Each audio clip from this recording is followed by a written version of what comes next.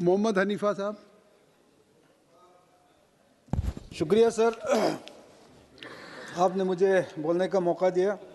سر، اس budget نے پورے لداخ میں گہری تشویش پیدا کر دی کیونکہ یوٹی لداخ کے لیے بجٹ ایلوکیشن میں کمی کی گئی ہے، اور یہ کمی ایسے وقت پر ہوئی ہے جب لداخ کو اپنی منفرد ترقیاتی اور اسٹریٹجک ضروریات پورے کرنے کے لیے زیادہ مالی مدد کی ضرورت ہے.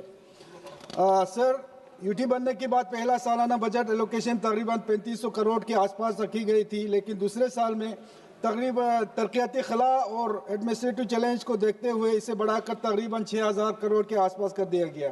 اس اضافے نے امیدیں پیدا کی اور مختلف سیکٹرز میں ترقیاتی کاموں کو رفتار دی، لیکن موجودہ بجٹ میں لداخ کے ایلوکیشن میں کمی آئی جو نہ صرف ان ایکسپیکٹڈ ہے بلکہ انتہائی مایوس کن بھی ہے. یہ کمی اس حقیقت کی باوجود کی گئی کہ یوٹی ایڈمنسٹریشن اور خاص کر آٹونومس ہل ڈیولپمنٹ کونسل نے فنڈز کا استعمال کو بہتر بنانے کے لیے سنجیدہ کوششیں کی ہے.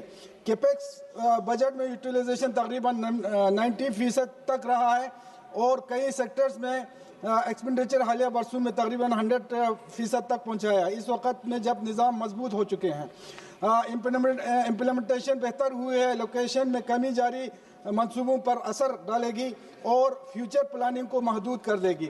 سر، لداخ میں بے روزگاری کا مسئلہ پچھلے کئی سالوں سے ایک گمبھیر مسئلہ بنے ہوئے ہیں، لیکن پچھلے بار جب ایم ایچ اے نے لداخ کے جو ریپرزنٹیٹیو کے ساتھ بات چیت میں وہاں کے ریزرویشن کا مسئلہ بہت اچھی طریقے سے حل کیا گیا اور ڈومیسل کا بھی مسئلہ حل ہوا تھا، لیکن اب تک جو ریکروٹمنٹ کا سلسلہ جس طریقے سے شروع ہونا چاہتا اس طریقے سے شروع نہیں ہو پا رہا ہے.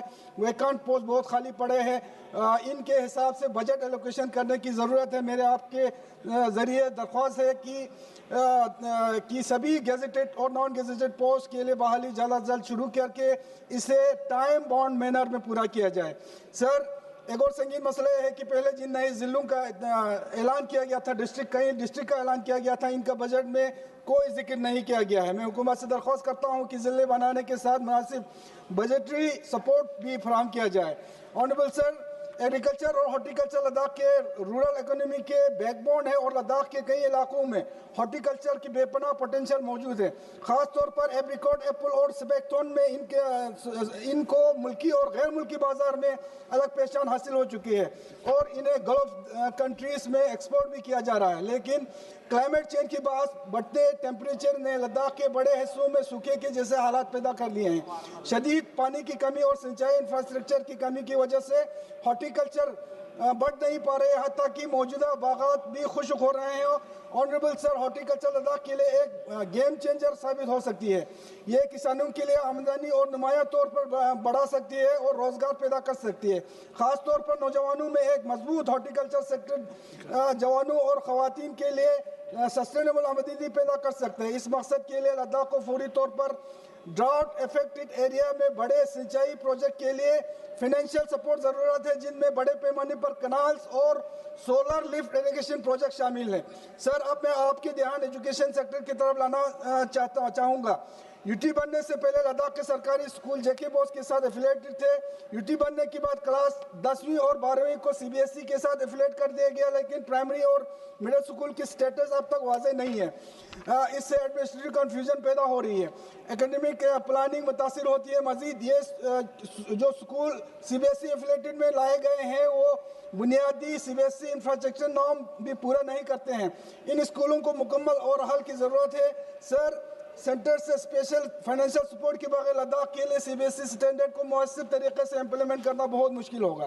سر، لداخ یونیورسٹی خصوصاً اس کے کارگل کیمپس کو بڑے پیمانے پر انفراسٹرکچر ڈیولپمنٹ کی ضرورت ہے. ایک نئی بنی یونیورسٹی ہونے کے ناطے جو بڑے اور دور دراز علاقے کی خدمت کرتی ہے، اسے academic block, hostel, research facilities اور فیکلٹی ہاؤسنگ کی ضرورت ہے. سر، ہیلتھ سیکٹر میں بھی سنجیدہ خلا موجود ہے. لیہ میں ایک میڈیکل کالج اپروو کیا گیا تھا جس سے لوگوں میں امید پیدا ہوئی ہے، لیکن اب تک انفراسٹرکچر کی ترقی کے حوالے سے کوئی نمایاں پیش رفت نہیں ہوئے.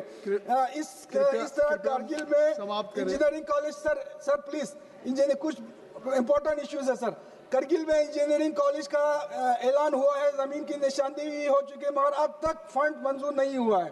آنریبل چیئرمین سر، میں نے ان مسائل کو کئی بار MHA اور فائنانس منسٹر میں اٹھایا تھا، لیکن بدقسمتی سے اس بجٹ میں بھی ان اہم اداروں کے لیے فنڈ منظور نہیں کیا گیا۔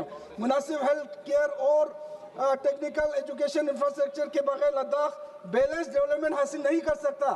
لداخ کے دور دراز سرحدی علاقوں میں ہیلتھ سیکٹر شدید دباؤ میں ہے، لوگوں کو بنیادی میڈیکل کیئر کے لیے سخت موسم کے لمبے فاصلے طے کرنے پڑتے ہیں۔ آنریبل پرائم منسٹر کا بارڈر علاقوں کو فرسٹ ولیج کے طور پر دیکھنے کا ویژن تب ہی حقیقت میں بن سکتا ہے جب ہیلتھ انفراسٹرکچر، ہیومن ریسورس اور کنیکٹیوٹی کو مضبوط بنانے کے لیے کافی فنڈ فراہم کیے جائے۔ سر، ٹورزم سیکٹر کا بھی پورا پوٹینشیل ابھی تک مکمل استعمال نہیں ہوا ہے، خاص طور پر کرگل میں ایڈونچر ٹورزم، ونٹر ٹورزم کی بڑی پوٹینشیل ہے موجود ہے۔ زوجیلا ٹنل کے اگلے 1-2 سال میں کھلنے کا توقع ہے سر، جس سے ونٹر ٹورزم تیزی سے بڑھے گا۔ اس کے لیے تیاری ابھی سے شروع کرنی ہوگی۔